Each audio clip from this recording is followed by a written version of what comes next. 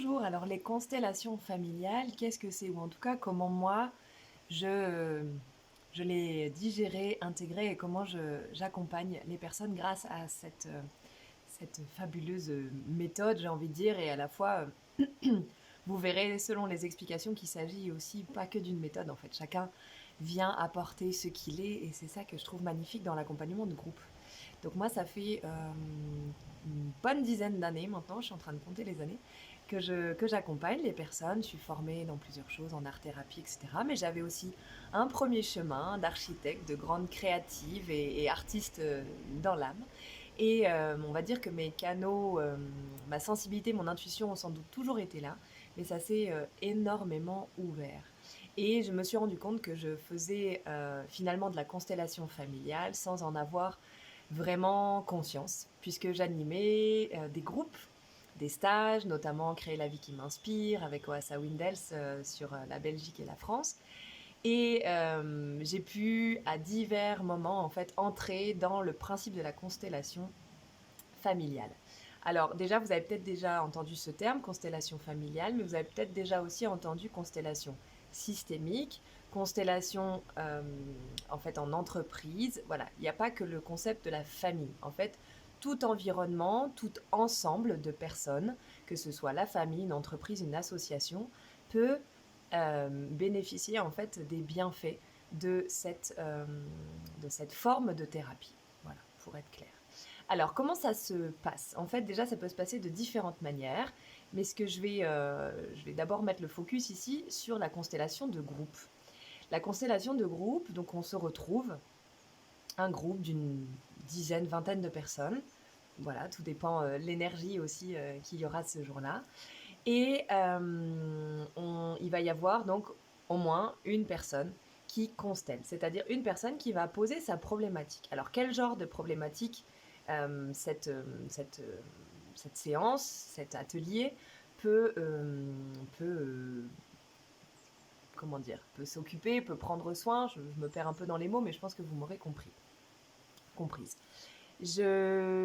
Voilà, donc une personne arrive avec sa problématique. Ça peut être une problématique en lien avec sa santé, la santé psychologique, dépression, burn-out, etc. Ça peut être un schéma à répétition qui arrive, notamment, je sais pas, je pense à ça, des couples qui ne fonctionnent pas, ou attirer toujours le même genre de personne à soi, ou encore avoir un travail qui ne nous nourrit pas et qui finalement a aussi lui une espèce de boucle, une espèce de cycle, pardon, et attire aussi ben voilà, des problèmes au travail, de la disharmonie, j'ai envie de dire ça comme ça.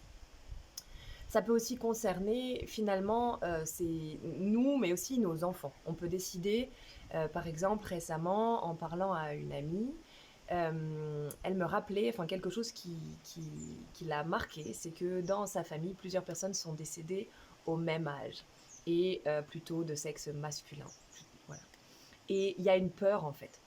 Parce que même si aujourd'hui elle est jeune, elle est en pleine santé, sa famille va bien, ses enfants vont bien, il y a quelque chose, en tout cas une espèce de croyance qui a commencé à s'installer et une espèce de peut-être de peur de louper des choses dans la vie, que la vie s'arrête brutalement ou que elles perdent voilà, des personnes autour d'elles. Donc des peurs comme ça, peut-être ça va vous parler, parce qu'en fait finalement on en a tous ou toutes.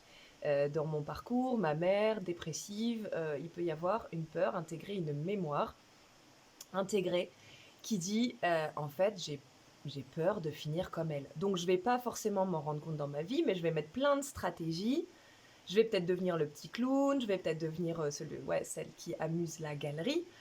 Mais finalement, ça peut venir aussi d'une part comme ça de peur et pas forcément une part de réalité et d'authenticité en nous. Donc ça me paraît vraiment important de pouvoir retrouver voilà, qui on est quand on est libéré de tout l'impact de nos racines, de nos ancêtres, de notre environnement plus ou moins proche, parce que tout ça, ça communique. Aujourd'hui, je ne sais pas si vous avez vu, peut-être je donnerai des références, des vidéos sur que ce soit la science, le quantique ou encore l'épigénétique, etc. On prouve de plus en plus à quel point, en fait, dans nos cellules, dans notre ADN, on porte déjà des racines de potentielles maladies, je passe par exemple les maladies auto-immunes, etc.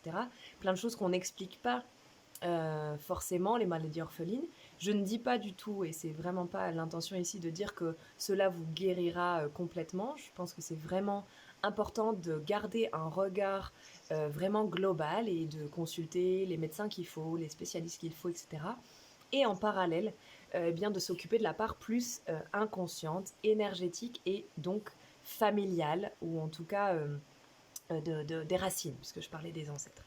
Voilà, donc comment ça va se passer concrètement? Donc je disais, une personne arrive avec sa problématique. J'ai envie de vous sortir euh, un exemple concret. Je vais vous parler d'un exemple que j'ai vécu. Je pense que c'est encore plus simple, voilà, quand on peut raconter quelque chose qui est vrai.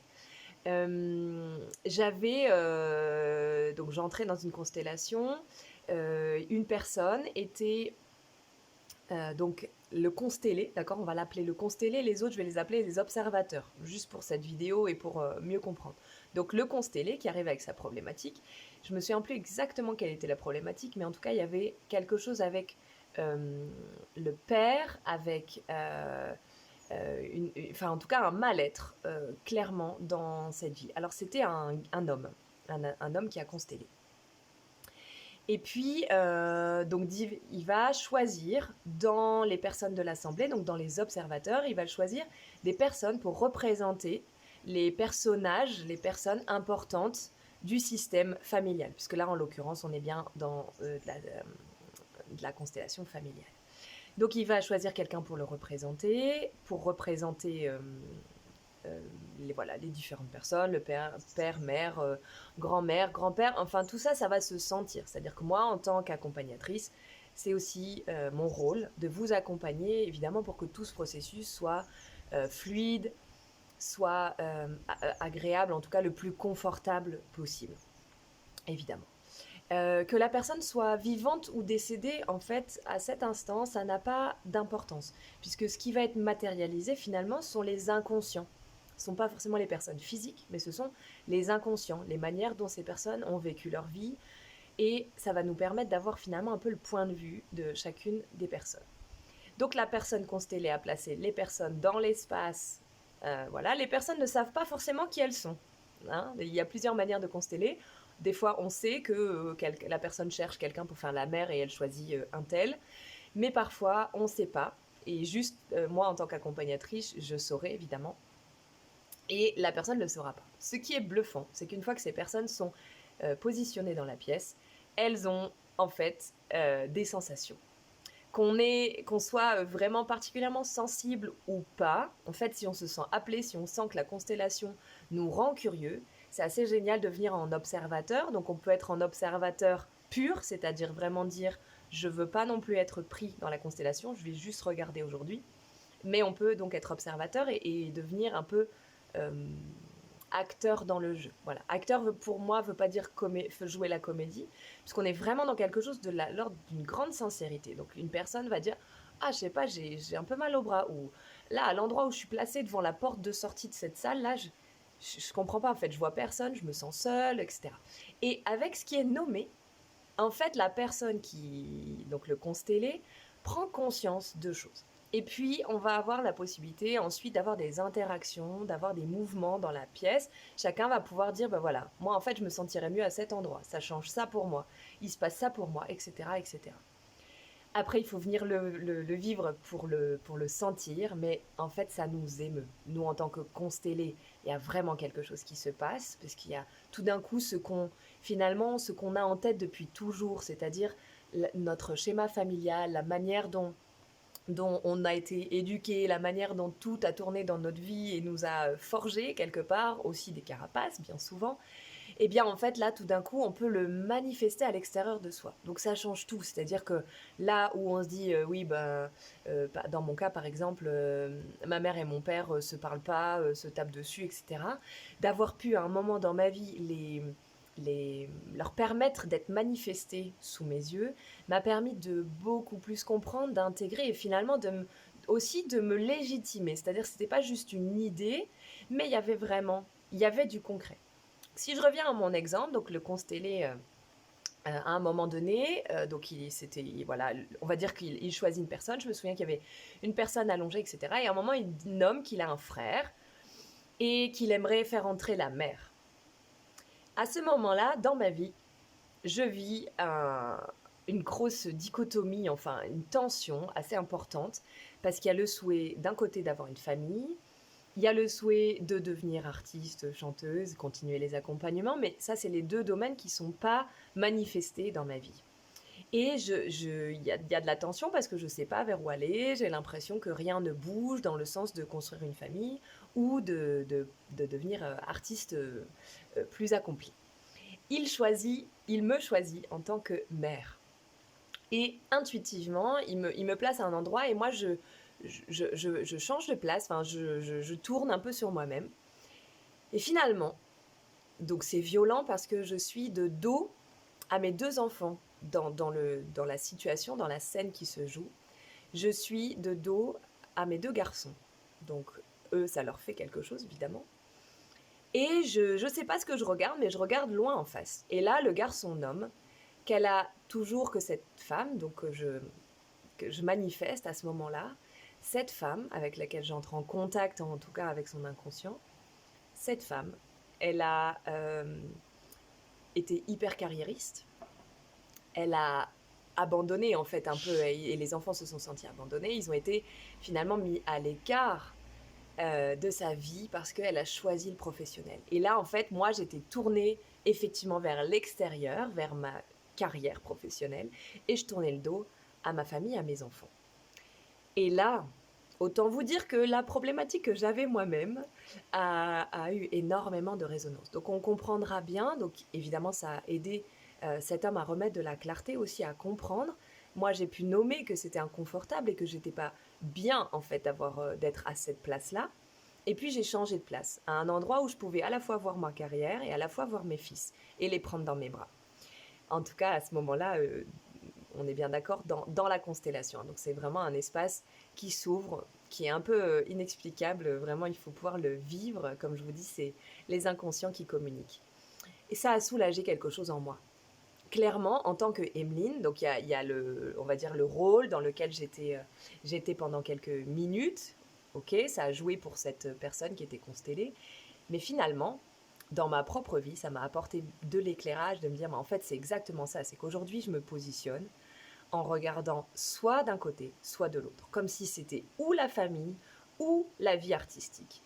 Et au final, peut-être ça peut être les deux. Donc le fait d'avoir changé de place, d'avoir vu que je pouvais en fait regarder les deux, être en contact avec les deux, revenir à une place qui était bonne et harmonieuse pour moi, eh bien ça a ouvert.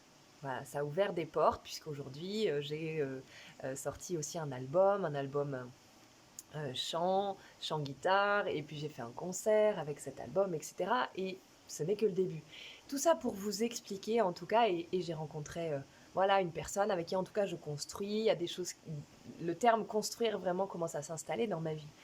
Donc voilà, c'est fabuleux. J'avais envie de vous raconter cet exemple parce que en fait, voilà, l'ayant vécu et ayant moi-même le témoignage de ce que ça a apporté ensuite dans ma vie, je trouvais ça chouette de vous partager. Voilà, si vous avez des questions, sachez que je serai ce week-end à la Maison Mailleret à Sarah, les 9 et 10 septembre, donc le samedi, le dimanche. Peut-être que je me trompe dans les dates, je pense que c'est ça.